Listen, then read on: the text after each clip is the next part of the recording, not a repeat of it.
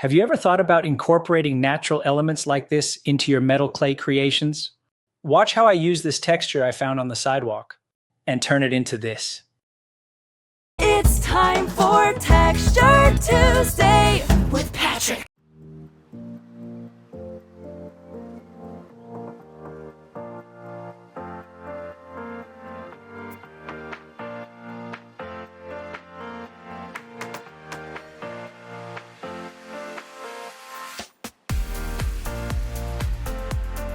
Look at this texture, it's so beautiful.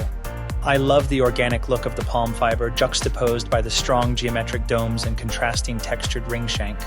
If you want to see the full tutorial, you can find it on our website.